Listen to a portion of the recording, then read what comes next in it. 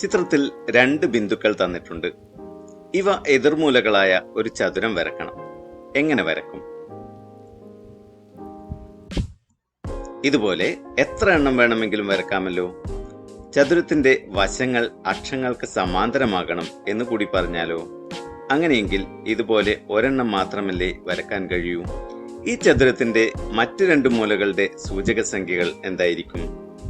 ഈ മൂലയുടെ y സൂചക സംഖ്യ 2 ആയതിനാൽ x അക്ഷത്തിൽ നിന്ന് ഈ മൂലയിലേക്കുള്ള അകലം 2 ആയിരിക്കുമല്ലോ. ഈ വശം x അക്ഷത്തിന് സമാന്തരമാണല്ലോ. അതിനാൽ ഈ ഉയരവും 2 തന്നെ ആയിരിക്കുമല്ലോ. അതായത് ഈ മൂലയുടെയും y സൂചക സംഖ്യ 2 തന്നെയാണ്. ഇനി നമുക്ക് ഈ മൂലയുടെ x സൂചക സംഖ്യ കണ്ടുപിടിക്കണം.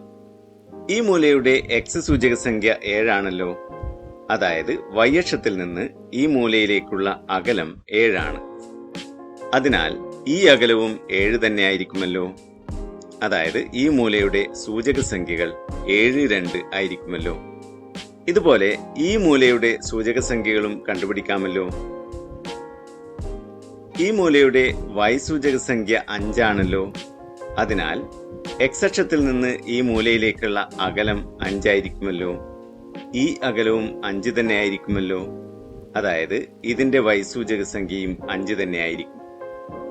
ഈ മൂലയുടെ x സൂചക സംഖ്യ 3 ആയതിനാൽ y അക്ഷത്തിൽ നിന്ന് ഈ മൂലയിലേക്കുള്ള അകലം 3 ആയിരിക്കുമല്ലോ.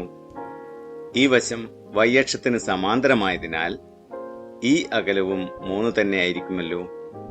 അതായത് ഈ മൂലയുടെ സൂചക സംഖ്യകൾ 3, 5 ആയിരിക്കും. ഇനി ചതുരത്തിന്റെ 4 മൂലകളുടെയും സൂചക സംഖ്യകൾ ഒരുമിച്ച് നോക്കൂ.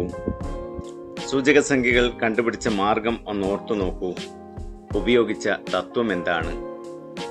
x അക്ഷത്തിന് സമാന്തരമായി നീങ്ങുമ്പോൾ y സൂചക സംഖ്യ മാറുന്നില്ല. y അക്ഷത്തിന് സമാന്തരമായി നീങ്ങുമ്പോൾ x സൂചക സംഖ്യയും മാറുന്നില്ല. വശങ്ങൾ അക്ഷങ്ങൾക്ക് സമാന്തരമായ മറ്റൊരു ചതുരം നോക്കൂ. ഇതിന്റെ മറ്റു രണ്ട് മൂലകളുടെ സൂചക സംഖ്യകൾ എങ്ങനെ കണ്ടുപിടിക്കും? ഇതിന്റെ x സൂചക സംഖ്യ 2 ആണല്ലോ.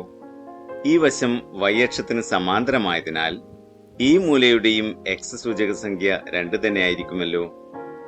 ഈ മൂല താഴത്തെ വശത്തിലും ഉണ്ടല്ലോ.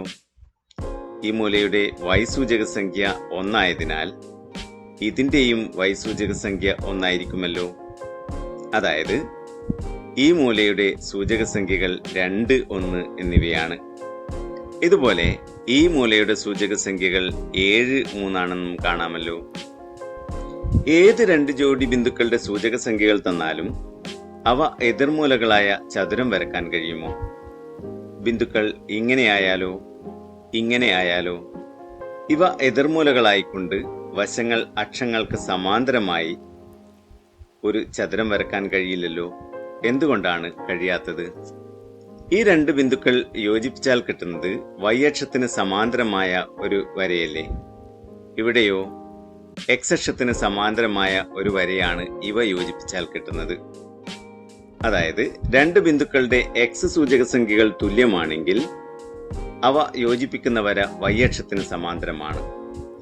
2 ബിന്ദുക്കളുടെ y സൂചക സംഖ്യകൾ തുല്യമാണെങ്കിൽ അവ യോജിപ്പിക്കുന്ന വര x അക്ഷത്തിന് സമാന്തരമാണ്.